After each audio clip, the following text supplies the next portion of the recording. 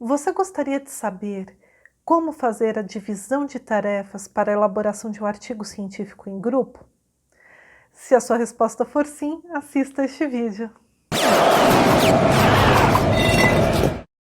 Meu nome é Cristina Godoy, eu sou docente da USP há mais de 9 anos e estou aqui no canal da Monografia Perfeita para ajudar jovens pesquisadores. Bem, em relação à divisão das tarefas, eu vou primeiro fazer algumas considerações em relação a isso. Muitas vezes nós elaboramos artigos científicos em grupo e alguns são autores, ou seja, seu papel é muito relevante para a elaboração de artigo científico, e outros são colaboradores, mas não se enquadram como autores.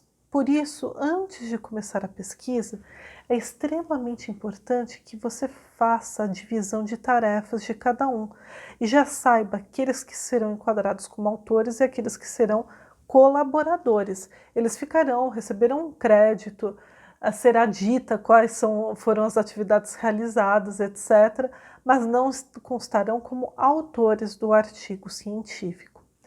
Então, vamos lá em relação a este tipo de artigo científico em grupo. Bem, o artigo científico em grupo, você precisa desde o início fazer essa separação das tarefas, pensando quem que vai projetar a pesquisa, quem vai colher os dados da pesquisa, quem vai fazer a análise dos dados da pesquisa, quem vai realizar o experimento, quem vai fazer a revisão do experimento, né? Se caso seja algo laboratorial. Então, quer dizer, você precisa fazer a divisão de cada uma dessas partes. Quem vai ficar com o quê? E a partir do momento que você faz essa divisão, você deverá depois explicar na sua introdução o que cada autor fez. E se for um artigo TCC em grupo, então também você deverá logo na introdução falar quais foram as atividades, relatando cada uma das ações de cada um dos autores ou autoras do artigo científico. É importante analisar, se você for protocolar em uma revista científica, de que forma esta revista enquadra determinado indivíduo como autor ou autora, ou apenas como colaborador. Muitas revistas científicas, nas diretrizes de autores, relatam quais são as atividades que são as mais relevantes, que se enquadram como autoria de determinado artigo científico. E isso é muito importante. Imaginou determinada pessoa contribuir na elaboração de determinado artigo científico, executar certa tarefa, esperando que vai receber o crédito como autor ou autora, e no final se verifica que nas diretrizes daquela revista científica isto é mera colaboração, não é autoria. Isso vai ser muito frustrante, por isso que é muito importante que você saiba cada uma das condutas a serem realizadas e seja já, como eu sempre falo, um primeiro passo é estabelecer em qual revista você deseja publicar, exatamente para você ler as diretrizes de autoria e verificar o que se enquadra ou não. Principalmente em ciências biológicas e ciências exatas, é praxe, né? A gente verifica o costume de terem muitos autores e cada um possui determinada atividade, determinada atribuição. Então é importante que cada um saiba o que se enquadra ou não como autoria. Inclusive é importante dizer que, diferentemente das ciências biológicas, ou mesmo exatas, nas ciências sociais aplicadas e no que tange especificamente ao direito, artigos científicos com mais de 3 autores geralmente não recebem a pontuação CAPES. Por quê? Porque não existe essa questão de revisão do experimento, a realização do experimento. São mais, às vezes tem uma pesquisa empírica sim, mas sim coleta e análise de dados e argumentos. Então, 3 pessoas já configuram uma quantidade suficiente para a elaboração dos artigos científicos. É por isso que geralmente não se tem mais de 3 autores em um artigo científico da área jurídica, por exemplo. Mas cada área tem a sua especificidade. Claro que o meu objetivo é falar das características gerais de todos os artigos científicos. Mas quando existe uma especificidade ou outra, eu acabo lembrando. Outra coisa que eu quero dizer é que às vezes tudo depende, eu não posso falar para vocês o que se enquadra, falar, olha, deixa eu passar alguns exemplos daquilo que se enquadra como autoria e aquilo que se enquadra como colaboração. Por quê? Porque às vezes em um artigo científico, fazer a revisão do artigo é uma colaboração. Por exemplo, no direito, alguém que vai fazer a revisão daquele artigo, verificar os argumentos, etc., pode ficar nos créditos, nos agradecimentos, mas não na autoria. Agora, imagine aquela pessoa que faz a revisão do experimento.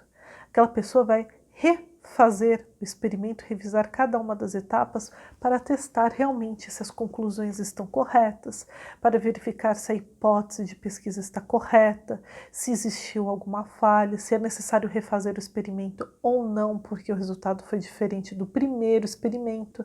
Então, olha quanto trabalho para se realizar a revisão de um experimento. Então, esta pessoa não será digna de autoria? Claro que sim, também é um dos autores. É exatamente o responsável pelo teste daquilo que foi feito, a revisão do experimento. Então, tudo vai depender, claro, da revista científica, daquilo que se enquadra ou não, mas também vai depender da área, da pesquisa que está sendo realizada. Então, é por isso que eu não posso falar, olha, conduta X é de autoria e conduta Y não. É exatamente esse bom senso, né? Qual é a participação? Se é uma participação fundamental para a elaboração do seu artigo científico, será a autoria. Mas se é uma contribuição valorosa, mas não é fundamental para o seu artigo poderia ser publicado sem aquilo, e aí você vai ter uma colaboração, não uma autoria. Por quê? Porque você pode falar, mas se a pessoa não refizer o experimento, também eu posso publicar. Será mesmo? Você não testar nenhuma outra vez? Você já está com a pesquisa madura para publicação? Então são essas perguntas que você deve fazer, além de analisar o que a revista científica propõe, né, como autoria. Então é muito importante você estruturar cada uma das tarefas, até também para saber o que cada um vai efetuar. Imagine, você não tem como começar o experimento, ou a análise dos dados, ou a coleta dos dados e das informações, se a pessoa que é responsável pelo projeto do design da pesquisa não fizer primeiro este design. Então, quer dizer, você precisa esperar este projeto, este design, que é chamado de research design, elaborar todo este modelo do que será realizado para que os outros autores cumpram cada uma das etapas da pesquisa. Aqueles que coletarem dados vão repassar para aqueles, por exemplo, que vão fazer determinado experimento, ou aqueles que vão analisar os dados e interpretá-los.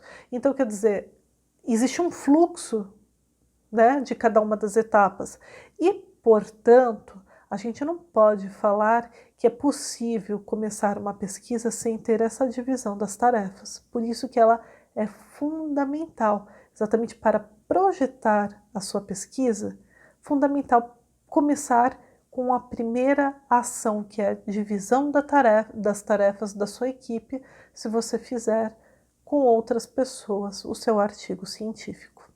Bem, pessoal, espero que tenha ajudado. E eu ressalto, como sempre, se você acompanha o nosso canal, você sabe.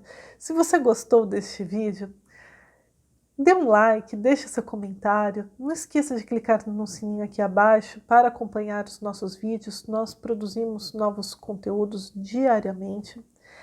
E também não esqueça de ver a descrição. Deixamos modelos de checklists, de materiais gratuitos, e-books, mapas mentais e muito mais. Além de ter o resuminho do nosso vídeo, que você sempre vai poder recapitular o que nós estamos falando.